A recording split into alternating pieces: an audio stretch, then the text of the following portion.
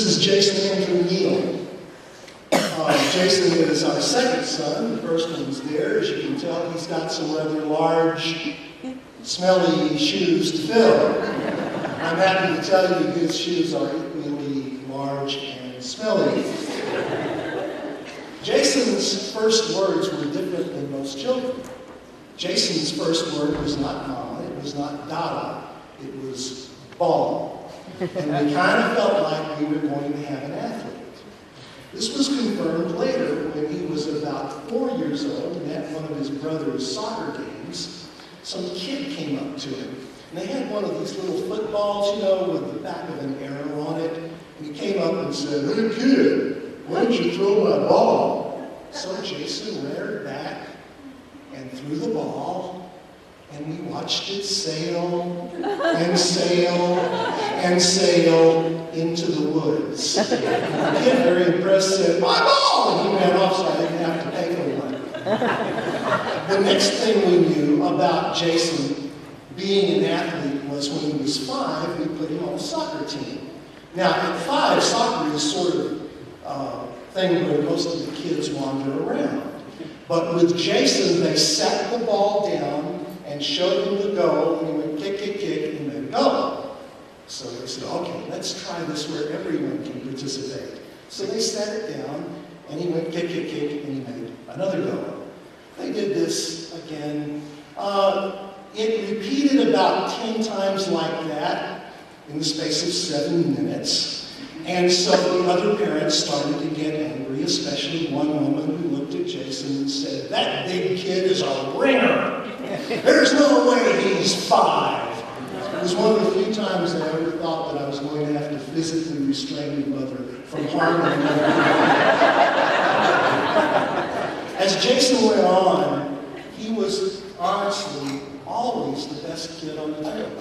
And it sounds like bragging, but he really was. And they would put him in defense or offense or wherever they needed. He was just this natural athlete. A lot of that, Jason, was not because of your talent. It was because of your work ethic. You're known as the hardest working guy on the team, even today.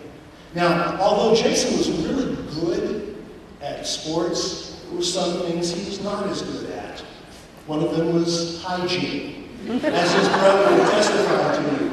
One time his brother walked in on him and he was taking a bath and his brother was absolutely horrified by what was in the bathtub with him. And so, as a result, his brother for 2 years didn't really think Jason was our child, but rather a nasty lower life form that we had brought into our home to torment him. And Jason, you didn't help this along any at all, because one day David came in and Jason was taking a taco out from Taco Bell out of a cabinet he had put there 3 days earlier. And the bad thing was then, Jason, you ate it. David later told me, he said, it didn't even make him sick. It made me sick, but it didn't make him sick.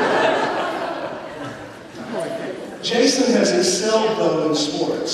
And I have to tell you how proud I am of both of these guys. David is now on the Texas Tech football team, and he's in his 4th year of playing football on the college level. Jason has excelled in high school football. He was one of the captains this year at Marcus High School. He was also named Defensive Most Valuable Player at Marcus High School, and he was a 6'5" co-defensive player of the year in District 6'5". He's known as probably one of the hardest workers that they've got. And he, because of that, has succeeded in getting a scholarship now to the University of Texas at San Antonio, where he'll be on their very first football team this fall, and they're going to be playing in Alamo. So his future is very, very bright as far as football goes. But one of the things, Jason, that I was proudest of, when your recruiting coach from UTSA talked to me, he said, yeah, I love his work ethic. I love how talented he is. But he said, I'm a Christian. And he said, when I talked to your son, he said, I was impressed with the man he is. I was impressed with the integrity he's got. That makes a father proud. It made me proud the day that you got baptized. I was not able to be there, and I felt like that was a God thing, because you were able to go to your brother in Lubbock, and your brother baptized you. And I think that solidified some of the relationship between you two guys. It was the hardest thing I ever did, not being able to be there. But the legendary Philip Nichols shot video of it, and I was able to see it. It's lucky you survived that baptism. David took it and just went, "Arr!" It's a barrel. So Jason, you and I have talked about this when we go off to San Antonio. There's a place in the 22nd chapter of Luke in which Jesus has a moment with Peter. And he looks at him and he says, Satan has come and he has requested to sift you like wheat. And then he says, but I have prayed for you. You and I have talked about what happened in San Antonio. And I know that Satan will take his absolute best shot. But your mother and I have prayed for you. And it's very appropriate that you're given a Bible tonight. I want to admonish you not to leave it at home.